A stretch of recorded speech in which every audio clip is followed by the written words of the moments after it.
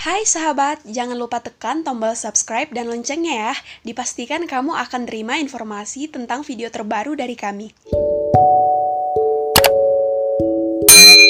Shalom givers dan sahabat givers. Bagaimanapun kabar sahabat-sahabat yang sedang menikmati video ini, saya berharap keadaan tetap sehat. 5 menit renungan firman Tuhan bersama dengan saya Hotma Ermanik dari Simalungun, Pematang Raya. Oke sahabat-sahabatku, saya akan bagikan kebenaran firman Tuhan di dalam kitab Kejadian 39 ayat 1 sampai dengan 22. Sahabat-sahabatku, mungkin kita pernah dengar tentang cerita Yusuf. Akan tetapi kita tahu juga, bahkan kita pernah membaca kebenaran firman Tuhan, bagaimana kelakuan saudara-saudaranya terhadap Yusuf. Bahkan mereka sampai ingin melakukan pembunuhan terhadap Yusuf. Dan mereka sepakat untuk melakukan Yusuf dijual.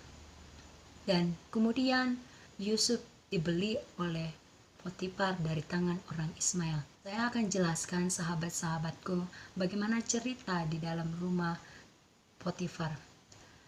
Kasih Tuhan tetap menyertai Yusuf. Maka daripada itu Tuhan tetap membuat Yusuf berhasil dalam pekerjaannya. Maka Potifar memberikan kepercayaan kepada Yusuf karena segala sesuatu pekerjaannya itu berhasil. Dan kemudian istri Potifar memandang Yusuf dengan nafsu berahi. Kita tahu bahwa nafsu berahi akan menimbulkan kejahatan. Mungkin kita pernah melihat lawan jenis, bahkan terjadi di dalam perasaan kita untuk memiliki seseorang. Waktu istri Potifar mengajak Yusuf untuk bersetubuh, akan tetapi Yusuf tidaklah tergoda sama sekali karena Yusuf takut akan Tuhan dan dia tidak mau mengecewakan kepercayaan yang sudah diberikan oleh Potifar. Dan justru yang paling utama, Yusuf tidak mau mengecewakan hatinya Tuhan karena Yusuf percaya Tuhan tidak pernah meninggalkan Yusuf. Nah, di sini sahabat-sahabatku, saya mau jelaskan, mungkin seringkali kita berpikir bahwa Tuhan itu sangatlah jauh, akan tetapi saya mengatakan Tuhan tidak pernah jauh dalam kehidupan kita. Bagaimana kita supaya mengalami kemerdekaan seperti kehidupannya Yusuf? Satu hal yang saya katakan, hiduplah di dalam Tuhan, hiduplah di dalam kebenarannya. Oke sahabat-sahabatku, apa yang sedang terjadi ketika Yusuf menolak untuk melakukan dosa ataupun bersetubuh dengan istri Potifar? Memutarbalikkan keadaan karena istri Potifar mengatakan kepada mereka bahwa Yusuflah yang melakukan kejahatan. Bahkan istri Potifar mau mengatakan Yusuflah ingin memperkosa istri Potifar. Marahlah Potifar dan keputusan Potifar untuk memasukkan Yusuf ke dalam penjara. Dan ketika di tengah-tengah penjara, sahabat-sahabatku, saya mau katakan Tuhan tetap menyertai Yusuf. Di cerita selanjutnya sahabat-sahabatku, bahwa kepala penjara itu menjadi percaya kepada Yusuf.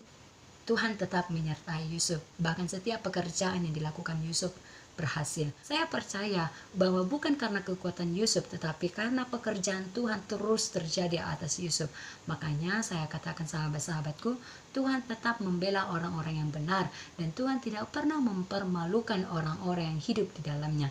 Oke sahabat-sahabatku, kesimpulan dari cerita Yusuf ini, di sini saya banyak belajar agar kita terus merenungkan kebenaran firman Tuhan. Alami Tuhan di dalam perenunganmu. Perenungan firman Tuhan bukanlah cuma hanya membaca firman Tuhan, tetapi hidupilah firman Tuhan dan lakukan kebenaran firman Tuhan agar kita boleh menjadi saksi di tengah-tengah keluarga kita. Kita boleh jadi teladan di tengah-tengah sekolah kita. Demikian renungan firman Tuhan.